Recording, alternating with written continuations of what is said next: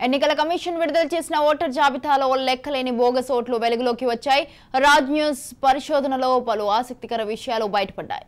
జూబ్లీహిల్స్ నియోజకవర్గం యూసఫ్గూడలోని ఓ హాస్టల్ భవనంలో 100 కోట్లు బయటపడ్డాయి. పక్కనే ఉన్న ఇంటిలో 50 ఓట్లు ఉన్నట్టు తెలిసింది. ఇక ఒక్కో ఇంటిపై 80 నుంచి 30 ఓట్లున్న ఇల్లు జూబ్లీహిల్స్ లోనే ఉన్నట్టు సమాచారం. కాగా 15 సంవత్సరాల క్రితమే ఒకే భవనంలో 100 కోట్లు నమోదయ్యాయి. తండా పేరుతోనూ కోకల్లులుగా ఉన్నట్లు ఓట్లు ఉన్నట్లు వెల్లడైంది. అయితే బోగస్ ఓట్ల అడ్రస్లు బూత్ లెవెల్ అధికారులకు సైతం ఓటర్ ల్యాబ్ లభ్యం కాకుండా గోప్యంగా ఉంచారు.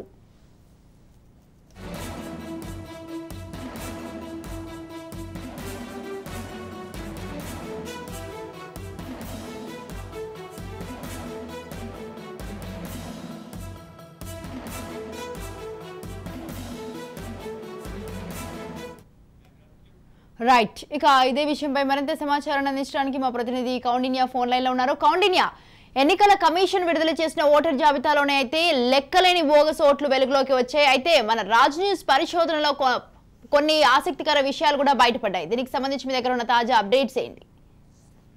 తెలంగాణ ఎన్నికల నేపథ్యంలో కూడా ఎన్నికల కమిషన్ ఇప్పటికీ ఓటర్ జాబితాను కూడా విడుదల చేయడం జరిగింది. అందులో దాదాపు 20 లక్షల ఓట్లను కూడా ఇప్పటికీ ఎన్నికల కమిషన్ కూడా డిలీట్ చేసినట్టు కూడా మనం గుర్తించాం. అయితే ఎన్నికల కమిషన్ ఇచ్చిన నేపథ్యంలో అయితే చాలా వరకు కూడా బోగస్ ఓట్లు ఉన్నట్టు కూడా మనకు తెలుస్తుంది. ఇప్పటికే దాదాపు లక్షల కొద్ది రాష్ట్ర వ్యాప్తంగా బోగస్ ఓట్లు ఉన్నాయని కూడా తెలపడం జరిగింది. ఈ నేపథ్యంలో కేంద్ర ఎన్నికల సంఘము హైదరాబాద్ మీట్ చేసిన సమయంలో కూడా పలు రాజకీయ పార్టీలు కూడా అభ్యంతరాలు తెలిసిన పరిస్థితి మనం చూసాము.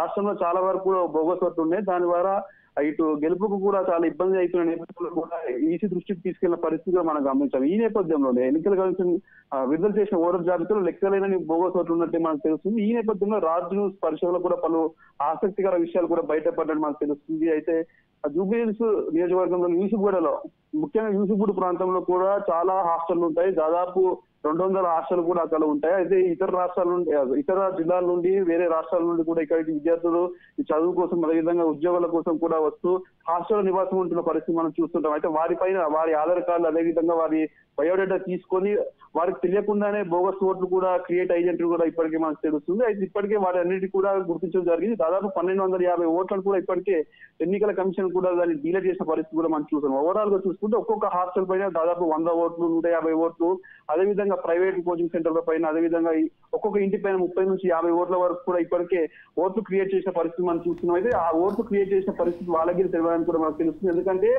ఎవరైతే వారు ఇతర జిల్లాల నుండి వచ్చిన ఐడి ప్రూఫ్స్ లెక్క ఇస్తారో వారందరి నుంచి ఐడి ప్రూఫ్ స్వీకరించి వారికి తెలియకుండా వాళ్ళ ఫోటో ప్రూఫ్స్, అదేవిధంగా ఫోటోస్ ద్వారా కూడా ఓటర్ ఐడీలను కూడా క్రియేట్ చేసిన పరిస్థితి కూడా మనకు కనిపిస్తుంది. అంటే ముఖ్యంగా రాజకీయ పార్టీ నేతలు ఇవన్నీ చేస్తున్నట్టు కూడా గుర్తించడం జరిగింది. ఇటు అధికార పార్టీ కావచ్చు, వేరే ఇతర పార్టీలు కావచ్చు, తాము గెలుపు కోసం కూడా ఇతర ఓటర్లను కూడా తమ ఓటర్ లిస్ట్ కూడా నమోదు చేస్తున్న పరిస్థితి మనం చూస్తున్నాం. అయితే ఓటర్ లిస్ట్ వచ్చిన తర్వాత తమకు డబ్బులు ఇచ్చి ఓట్లు వేయించుకోవాలనే ప్రయత్నాలు కూడా వారు చేస్తున్నట్టు కూడా మనకు తెలుస్తుంది.